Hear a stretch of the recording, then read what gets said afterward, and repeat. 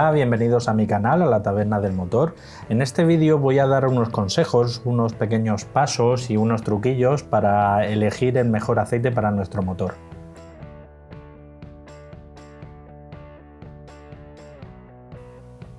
El primer punto a tener en cuenta es saber qué tipo de aceite es el recomendado por el fabricante, la viscosidad, la norma CEA, la norma API, ILSAC en el caso que la pidiese y también homologación del fabricante si la hay. Dicha recomendación la podemos encontrar en el manual de usuario. Si no disponemos de él, os recomiendo intentar localizarlo por internet, que normalmente lo podéis encontrar en formato PDF, o también podéis ir a las páginas web de los fabricantes de aceite, ya sea Motul, Shell, Petronas, etcétera, cualquiera de ellos, prácticamente todos los fabricantes lo tienen. En su página web tienen un apartado donde hay un recomendador. En este recomendador vosotros ponéis el modelo de vehículo, la motorización, el año y ya os sale una serie de recomendaciones que podéis poner. Otro apartado a tener muy en cuenta es saber el aceite que tenemos ahora puesto en el motor. Más que la marca y el modelo, casi que te diría saber la viscosidad en caliente.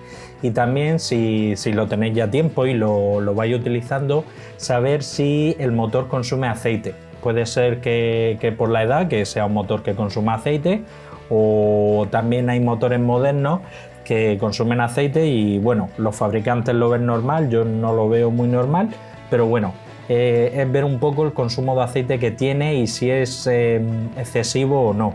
Yo personalmente considero que es excesivo un consumo de aceite cuando en el transcurso del periodo de cambio, ya sea que lo cambie sobre los 15.000, los 20.000 o más, hay gente que lo cambia hasta los 30.000 kilómetros, yo lo veo excesivo a partir de que tienes que rellenar en más de 2 ocasiones entre cambios. En tal caso no es preocupante, pero sí es un consumo un tanto excesivo. En el caso de que tengáis consumo de aceite, hay un truquillo, por así decirlo, no es que sea esto en la caja de Pandora, pero un pequeño truco, que es buscar dentro de la misma viscosidad una alternativa que sea más viscoso en caliente. Y me explico. Por ejemplo, aquí en el ejemplo que he puesto es un 540, hay dos modelos, el de arriba y el de abajo. Ambos son aceites 5W40, ya que su viscosidad dentro de la tabla SAE entra en un SAE 40 cuando está en caliente, pero como podéis ver el de arriba es bastante más viscoso que el de abajo. En este caso, si conocieseis, que por eso es importante saber el aceite que estáis llevando ahora mismo, si conocéis el modelo y demás, podéis investigar un poco y averiguar qué viscosidad tiene en caliente y así intentar buscar una alternativa que dentro de la misma tabla, SAE 40 en este caso, que sea un poco más viscoso. Lo mismo para 5W30, lo hay que son un poco más viscosos y otros menos, lo mismo en 550, lo mismo en 1040, lo mismo en 040, en todos los tipos de viscosidades que podéis encontrar. No es una viscosidad absoluta, sino que es un rango que se mueve dentro de un baremo. En el caso que, por ejemplo, no encontraseis ningún aceite que dentro del rango de viscosidad que estáis utilizando ahora mismo, que sea mucho más viscoso, siempre está la opción dar el salto dentro de la propia tabla SAE a una viscosidad mayor. En este caso, que estoy poniendo como ejemplo, sería la evolución lógica pasar de un 5W40 a un 5W50, que como podéis ver, lo que es la viscosidad a 100 grados ya es bastante mayor. Este truquillo se puede hacer, pero primeramente yo siempre recomendaría mirar primeramente si el motor tiene alguna fuga que se pueda reparar, si tiene algún pequeño desgaste, puede ser los retenes, que tengan más los retenes de las válvulas y se puede cambiar a un precio no relativamente alto. Y bueno, si ya es problema de segmento o de las guías de las válvulas y ya es una reparación muy costosa, pues nada, no queda más remedio que subir la viscosidad. Tiene un inconveniente subir la viscosidad, no todo es bueno. Al subir la viscosidad el motor consumirá más combustible, ya que al ser el aceite más viscoso es un aceite más lento, que le cuesta un poco más moverse y a su vez pues al motor en cierta manera pues lo frena un poco. Lo que sí que también recomiendo en algunas ocasiones es subir la viscosidad, ya independientemente de que el motor consuma o no, en los casos que el motor, o sea, el coche en general lo utilice en condiciones muy severas. Por ejemplo, utiliza el coche para irte de tramo los fines de semana o lo utilizas para meterte en circuito. En estos casos, bueno, además de buscar un aceite que sea de la máxima calidad posible, sí que interesa buscar un aceite que sea un poco más viscoso y tiene su explicación. Cuando tú le das mucha caña al motor, o incluso si lo llevas preparado, que lo llevas reprogramado, le has puesto un turbo más grande, le has puesto unos árboles de levas con más cruces y además siempre lo llevas en la zona más alegre, el motor va a trabajar a una temperatura para la que inicialmente no estaba preparado. Va a subir de temperatura. Y bueno, como todos sabéis, el aceite, su viscosidad varía en función de la temperatura. Cuanta mayor sea esta temperatura que va a alcanzar el aceite, va a bajar su viscosidad, se va a volver menos viscoso, más líquido, para lo que podéis entender, un poco más líquido. Entonces sí que interesa subir un puntico lo que es la viscosidad para contrarrestar esa pérdida que va a sufrir cuando le estemos dando mucha caña al motor. A tener en cuenta, por ejemplo, si llevamos mucho tiempo usando, por ejemplo, un 0W40 o un 5W40 o un 5W50 y os dais cuenta que en el manual de usuario os recomienda un 5W30 o un 0W30, os recomienda una viscosidad inferior. Si lleváis mucho tiempo usando una viscosidad superior, no bajéis la viscosidad porque el motor ya se ha hecho a unas tolerancias y tenéis muchas papeletas de que al bajar la viscosidad, si bien vais a tener un pequeño ahorro de combustible, sí que muy posiblemente os aumente el consumo de aceite.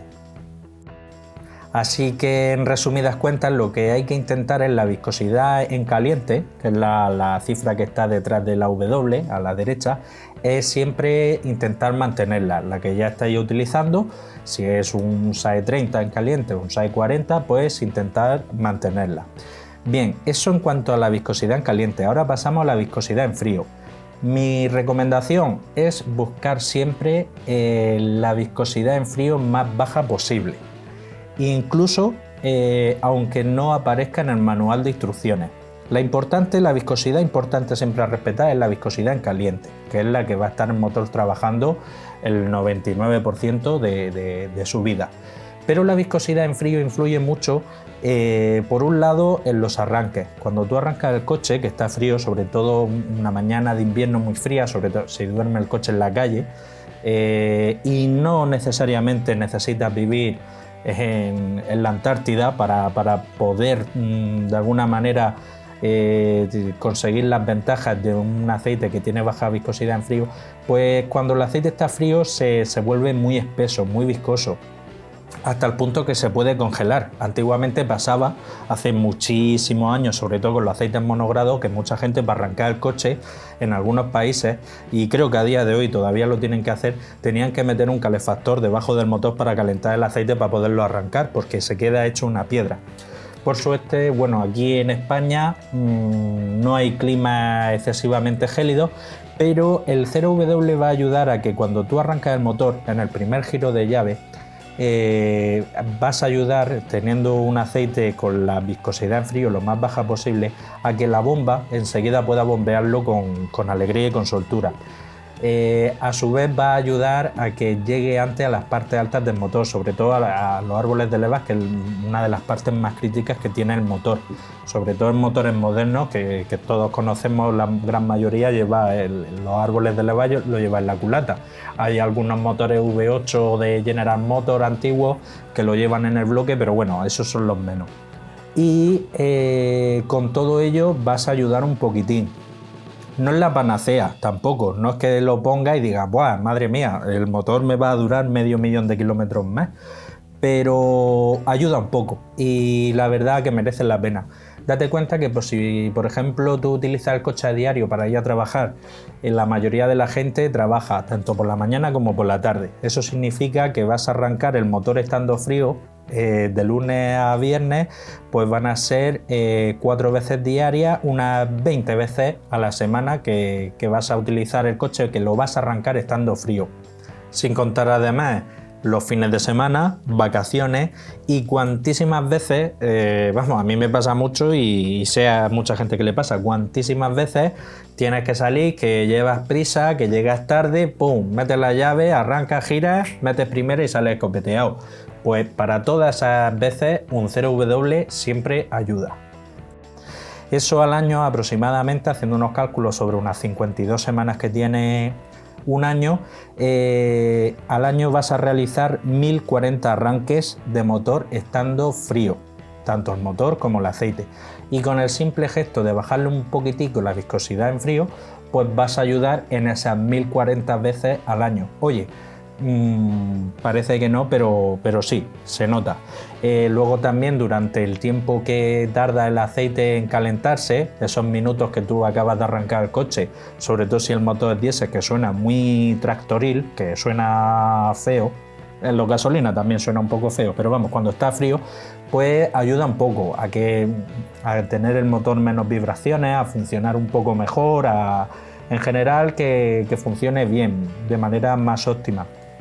Y el segundo punto, y no menos importante, que esto luego lo iremos viendo en siguientes vídeos, es que por norma general, para que un fabricante pueda conseguir un aceite con una viscosidad en frío de 0W, sí o sí necesita utilizar buenos componentes, buenos aditivos y sobre todo buenas bases.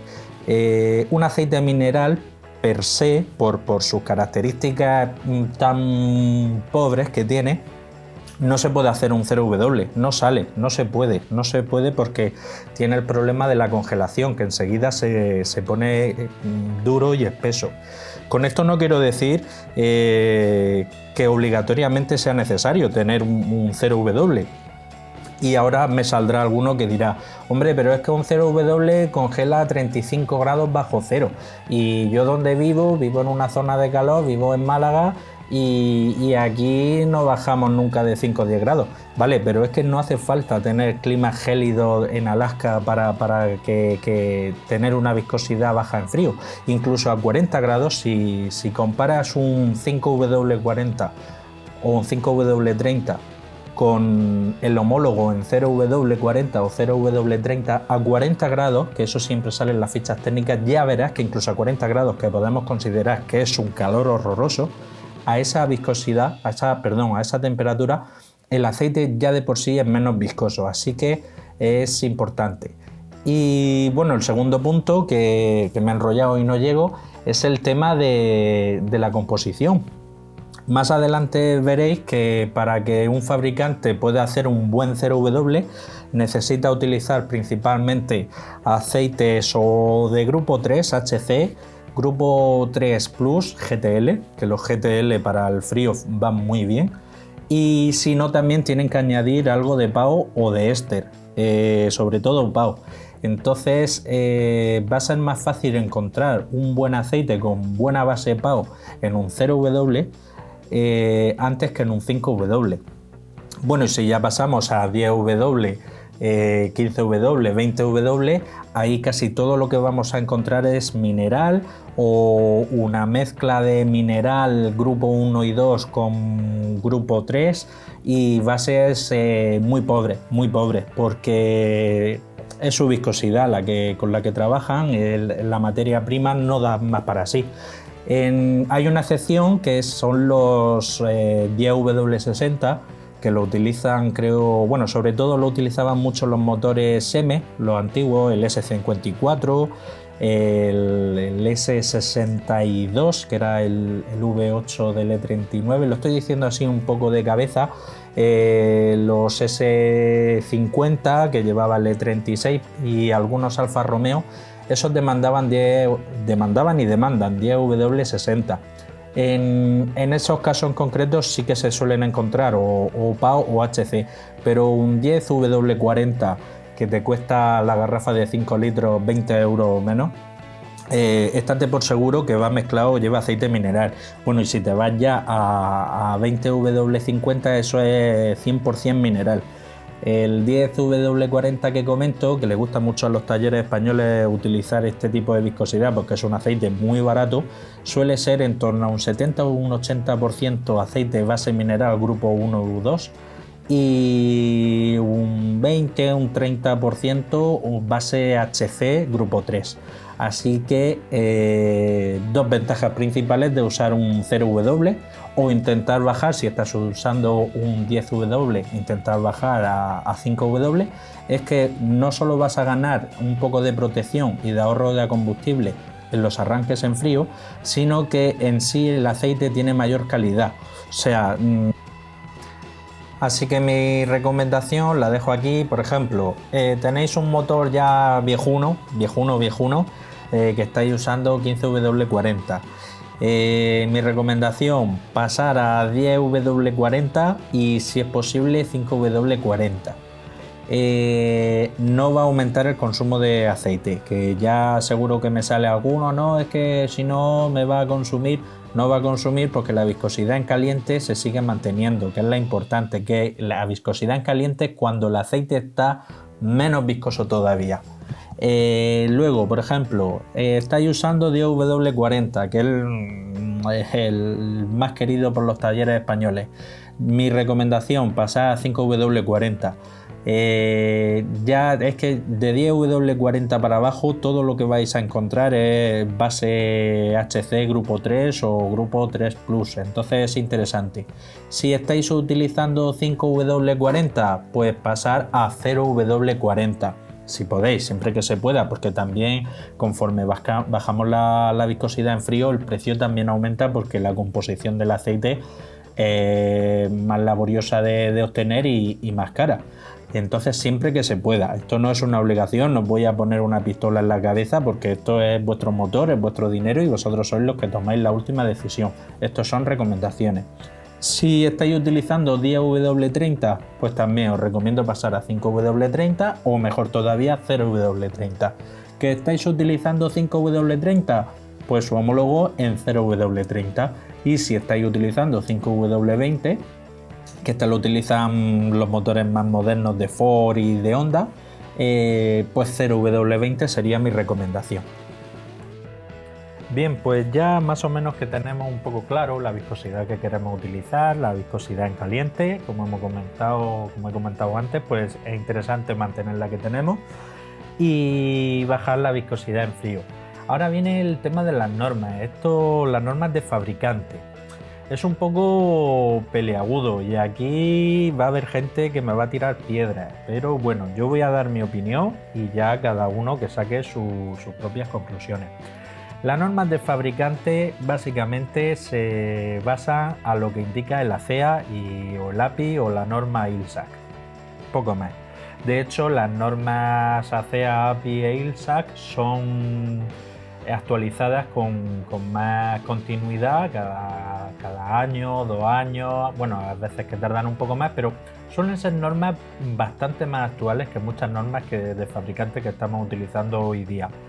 El tema es que la gente cree, y es lógico que lo crea, que porque un aceite cumpla una norma en concreta, ya sea de Mercedes, de BMW, de Citroën, de Renault, de Opel, la que sea, que es un aceite de mayor calidad.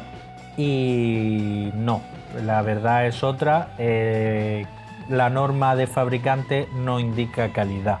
La calidad de un aceite la da la composición, que es principalmente la base y también el paquete de aditivos. El tema de las normas es muy jugoso, tanto para los fabricantes de aceite como para los propios fabricantes de motores, que son los que homologan y dan el visto bueno para que un fabricante de aceite pueda etiquetar su aceite con una norma, con otra o sin ninguna. Por un lado, de cara a los fabricantes de aceite, como empresas que son, están para ganar dinero, no es ningún misterio y claro, interesa muy mucho que sus aceites expongan en la carátula en envase que cumplan muchas normas, cuanto más mejor, y sobre todo si son las archiconocidas como puede ser la BMW Longline 04 o sobre todo la 504-507 que son las que más se utilizan. prácticamente para todos los motores del grupo BAG es todo lo que se utiliza, y las de BMW pues igual, todos sus motores, tanto en versiones gasolina como en diésel, es la que más se utiliza. Y ese es el reclamo, ese es el principal reclamo que utilizan los fabricantes de cara al usuario que va a comprar el aceite. Dice, coño, pues este cumple con la norma tal, este es el mejor. Y no es así. Eso por un lado, de cara al que fabrica y vende el aceite. De cara al fabricante del motor, el que tiene que homologar la norma y darle el visto bueno, la autorización para que la pueda utilizar, que aquí sí que es la propia Mercedes, la propia BMW, la General Motors con sus normas de Exos, también es un negocio y muy redondo. ¿Por qué? Porque yo soy, por ejemplo, Motul o Petronas, o bueno, vamos a poner que soy Aceites Pepito. Y yo he sacado un 5W30, ACA C3, API SN o SN Plus, que es lo más de lo más. Y yo lo comercializo y lo pongo en el stand, ahí en la tienda de repuestos, o se lo ofrezco a las distintas páginas web o en los grandes centros comerciales. Y al lado de mi Aceites Pepito, que es un 5W30 C3 API SN, hay al lado justo uno igual que cumple con las mismas características, 5W30 ACAC3 y API SN, pero aparte me pone que cumple con la norma 504-507. Leche, pues si yo tengo un motor BAG del grupo Volkswagen, pues lógicamente voy a ir a por ese. Y si encima veo que cumple, además de la BAG, cumple con la BMW, cumple con la Renault, cumple con la Dassault, cumple con Porsche, cumple con todas, pues mejor que mejor, ¿no? Pues tú ponle normas, que cuantas más normas mejor será el aceite. Bueno, pues no es así. Y claro, de cara al fabricante, en el caso de que yo sea Aceites Pepito, digo, leche, pues a mí me gustaría, para poder vender más aceites, lógicamente que en mi envase yo poder poner, etiquetar que cumple una norma, pero no lo puedo poner así porque sí, porque estoy utilizando un nombre registrado y una marca. Entonces me pongo en contacto con BMW, con Volkswagen, con tal. Oye, que quiero, que tengo un aceite, que es un 5W30 CAC3 API SN, que es lo que requiere el motor tipo BAG, y quiero que me lo homologuéis para que yo pueda publicitarlo como que cumple con la norma. Entonces, pues el grupo BAG, grupo BMW, dice, mándanos el aceite, nosotros lo vamos a analizar para comprobar que en verdad cumple con la norma CAC3, que en verdad es un 5W30 y demás, y que también cumple con la norma API, y nos paga. Aquí sobre todo esto va con dinero, con maletines y con mucho dinero. Haces cuenta aproximadamente que si en España hay, vamos, no lo sé, voy a decir una cifra voleo, 4 millones de vehículos, contando autobuses, coches, tal. A todos esos 4 millones de vehículos hay que cambiarle el aceite por norma general cada año o 2 años. Y cada uno de esos vehículos va a llevar una media de 3, 4, 5, 6 litros. ¿Cuántos millones de euros se mueven al año en aceite? Y si de esos millones de litros que se mueven al año, yo con poner que cumple la homologación me puedo llevar un pequeño ápice más, tengo ahí una iniciativa para que la gente me compre el mío, pues mejor que mejor. Entonces básicamente es eso, es llamar al fabricante, mandarle el aceite, pagar mucho dinero y así poderlo homologar. Eso no quiere decir que el aceite sea mejor o peor. El fabricante no va a mirar que el aceite esté hecho de base PAO, base éster o base HC o GTL. Eso no me lo va a mirar. Él me va a mirar que cumple con el ACEA, con la última versión preferiblemente, que me cumpla con el API y me cumple la viscosidad. Sí que es verdad que lo meten a una batería de pruebas, que básicamente, a grosso modo, para que lo entendáis, lo meten en un motor, lo prueban para que no haya variaciones de viscosidad, pero vamos, en tal que haga un aceite un poco mínimamente con una calidad aceptable, ya te digo, un grupo 3, la prueba la pasa. Incluso la marca de la estrella, yo he visto aceites que cumplen homologaciones de Mercedes. No estoy criticando a Mercedes, sino algunas cosas que pasan y que están ahí, que se pueden ver, y aceites que oficialmente cumplen una norma de Mercedes, y el aceite es un mix aceite mineral con base HC. Entonces da que pensar de lo exigentes que son dichas pruebas. Y bien, ahora os voy a poner un ejemplo con esto que estoy hablando sobre las normas para tener una idea, ¿no? Para que veáis un poco cómo va la cosa. Ojo, no estoy diciendo que la norma del fabricante no haya que respetarla nunca. Ojo, estoy diciendo que bueno, que es interesante, si la lleva mejor que mejor, pero que la marca, lo que es la homologación de fabricante, no da calidad. Lo que da calidad es la base, la composición del aceite y los aditivos. En la siguiente foto os lo voy a enseñar. Bien, pues aquí tengo una foto que he sacado, la he recortado, lo he montado. Estos son dos análisis de aceite virgen, abierto. Esto hay muchos laboratorios, tanto aquí en España, en cualquier país hay laboratorios que se dedican al análisis de aceite, principalmente al aceite usado para ver la degradación, y sé que cambiarlo ya, pero bueno, también hacen, por supuesto, de aceite nuevo. Estas son dos fichas, son dos aceites 5W30, cumplen con ACEA-C3 y API SN, que es de lo mejor que hay. Ahí no os quepa duda. Bien, pues lo primero que tenemos, la viscosidad a 40 grados, una de las pruebas que se hace, y la viscosidad a 100 grados. Nosotros siempre a tener muy en cuenta la de 100 grados, que es la viscosidad con la que va a trabajar como media el motor, y la viscosidad de 40 pues sirve para calcular el índice de viscosidad. El índice de viscosidad, digamos, es una medida que mide todo el abanico de viscosidades que pasa el aceite desde los 40 grados hasta los 100 grados, pues cuanto mayor sea esa diferencia, mayor índice de viscosidad tiene. Luego otros parámetros, el TBN, que ya os podéis ir familiarizando con él porque va a aparecer bastante a menudo. El TBN es la alcalinidad que tiene el aceite. Por así decirlo, es la capacidad que tiene el aceite para neutralizar los ácidos que se forman en la quema de combustible. Los ácidos que cuando se quema azufre, sobre todo, se produce ácido sulfúrico, que eso a través de los segmentos siempre pasa un poco a lo que es el cárter del motor, y si eso es un ácido que va girando por dentro del motor. Entonces el aceite tiene que neutralizarlo. El TBN varía, sobre todo vamos a encontrar aceites con mayor o menor TBN, que básicamente viene determinado por un lado la concentración de aditivos detergentes que lleve y dispersantes, por otro lado la calidad de los propios aditivos que se utilicen, que hay distintas calidades, y también la composición un poco de la base, aunque ya esto en menor medida. El TAN, ¿qué es el TAN? Pues el TAN es la acidez que tiene el aceite de por sí, que también la tiene. No es que lleve un ácido como tal, pero tanto por la composición de la base, si es aceite mineral, aceite semisintético, que son los que comúnmente son los HC, o un aceite PAO o éster, pues va a variar también. Lo que es la base en sí siempre tiene una acidez. Esta acidez aumenta también con la cantidad de aditivos antidesgaste que lleve y la calidad de los mismos. Básicamente lo que interesa es que la diferencia entre el TBN y el TAN, entre esas cifras, sea lo mayor posible.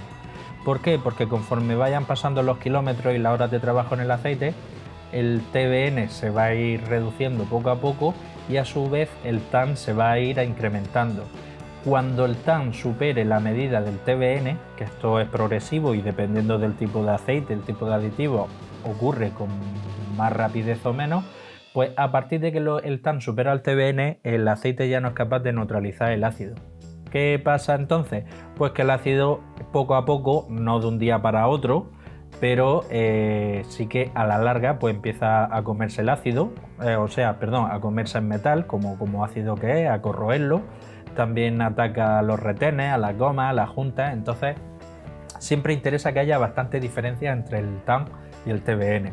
La siguiente medida es la ceniza. Esto viene básicamente limitado, capado en relación a la concentración de aditivos que lleve el propio aceite, y el ACEA-C3 está Las cenizas, el límite en 0,800, el de la izquierda no llega al límite, el de la derecha pasa, pero pasa por una miseria que eso no hay que tenerlo en cuenta.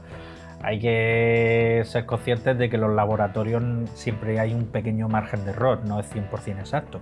Pero entran los dos dentro de una categoría C3, mid-subs, medio en ceniza, entran los dos. Luego tenemos el punto de inflamación, que en este caso es un poco mayor en el de la izquierda y un poco menor en el de la derecha. No es un dato muy determinante tampoco, podéis pasar olímpicamente, aunque hay gente que dice que cuanto más alto sea mejor es el aceite, pero no es cierto. Luego, el punto de congelación o punto de vertido también se le llama. Aquí sí hay una diferencia más notable. Tenemos menos 42 grados bajo cero y menos 57. En principio, así por encima, de manera general, este sí es un indicador de calidad de base de aceite.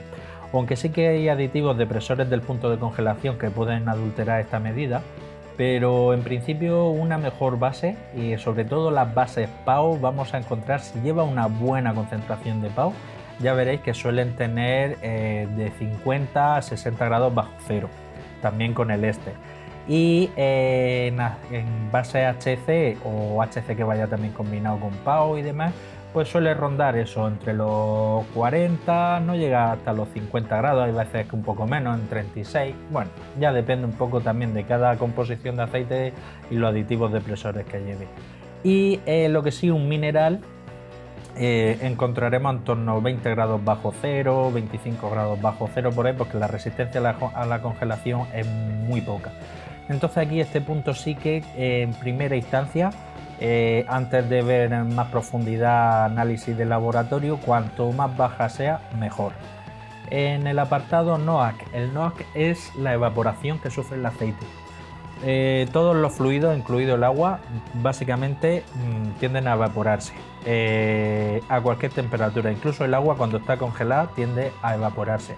No en tan cantidad como cuando está caliente, pero siempre hay una pequeña evaporación. En el aceite pasa exactamente lo mismo, sufre una pequeña evaporación y sobre todo cuando está dentro del motor. Aunque la temperatura media suele ser unos 100 grados, pero cuando pasa por el turbo, por ejemplo, el aceite es fácil que se aproxime a los 1000 grados de temperatura. El aceite que está separando el contacto de los segmentos con las camisas es fácil que esté en torno a los 300 grados. Entonces hay una evaporación. También en principio, cuanta mayor calidad tenga el aceite, lo que es la base, menor evaporación sufre.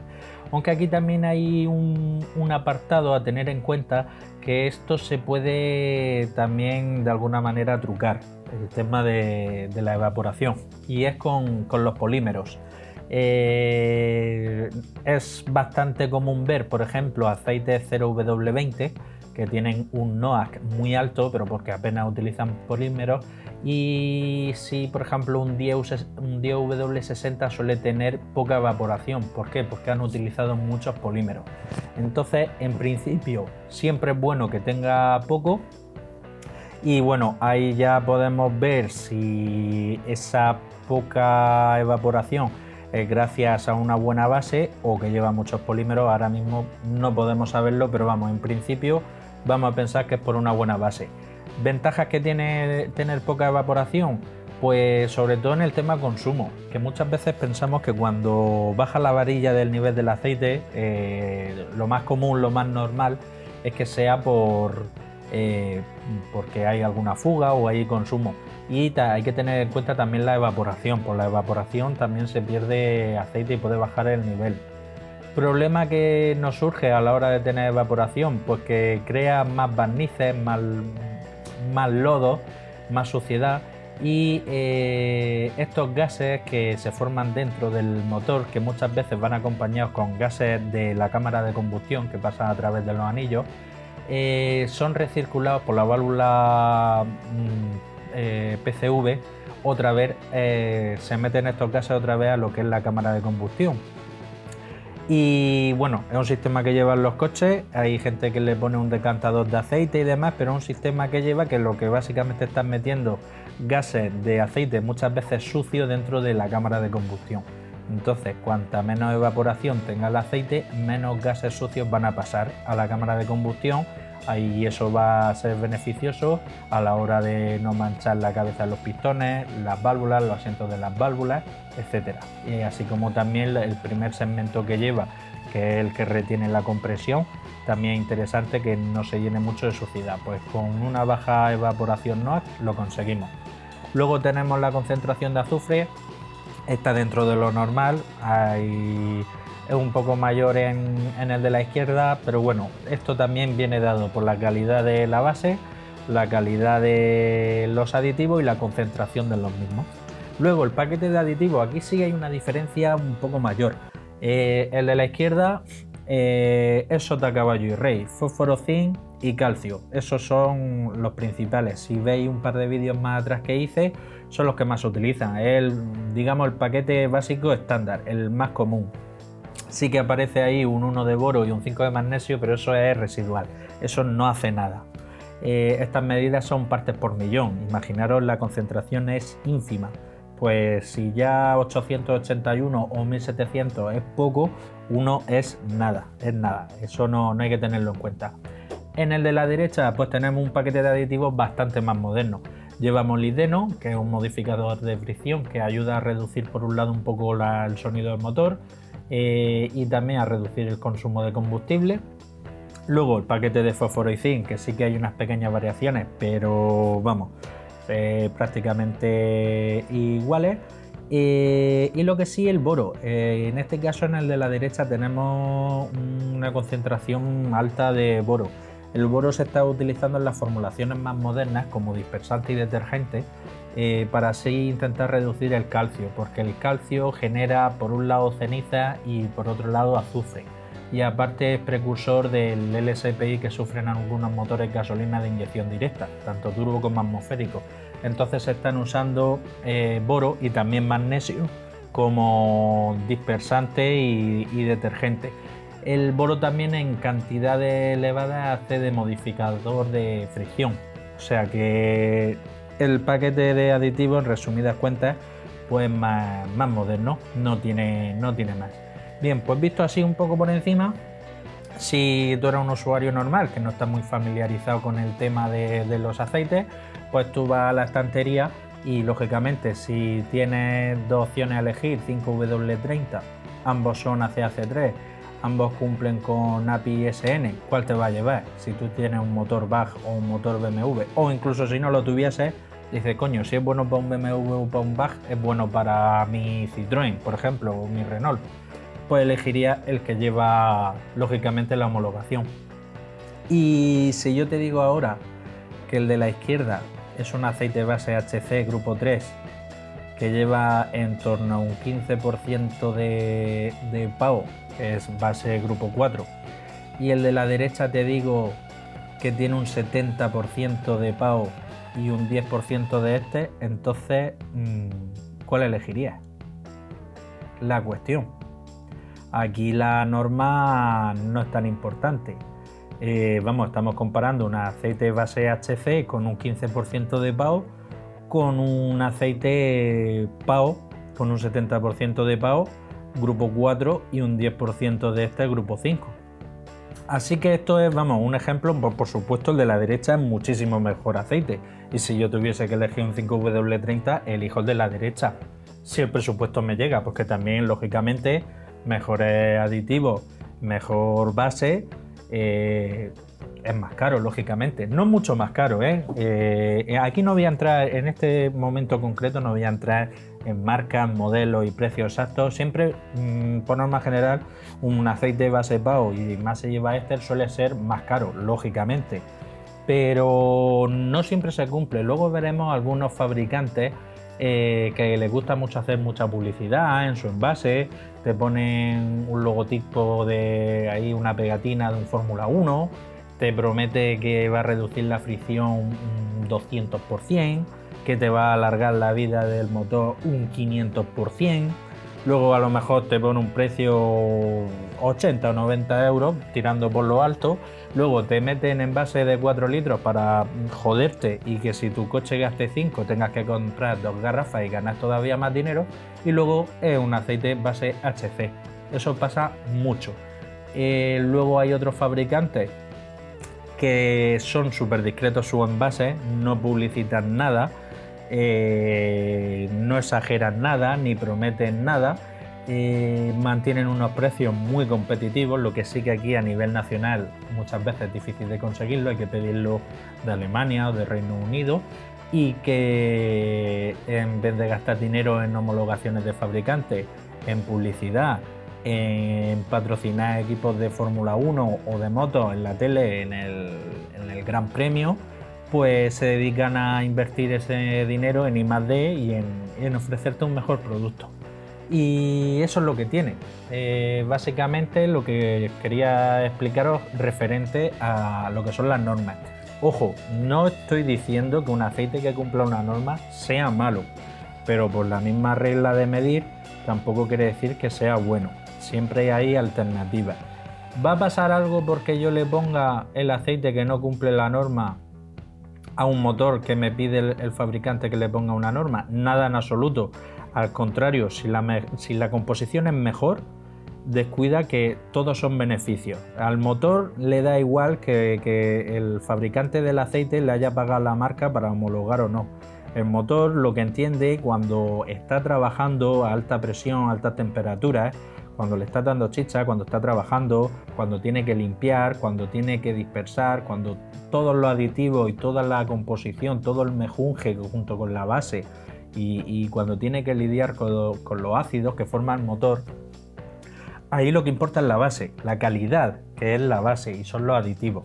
Entonces lo que son las normas en primera instancia se la cumple bien, pero yo soy partidario de poner un aceite que sé que tiene una buena composición antes que un aceite que me promete el oro y el moro con muchas homologaciones y demás.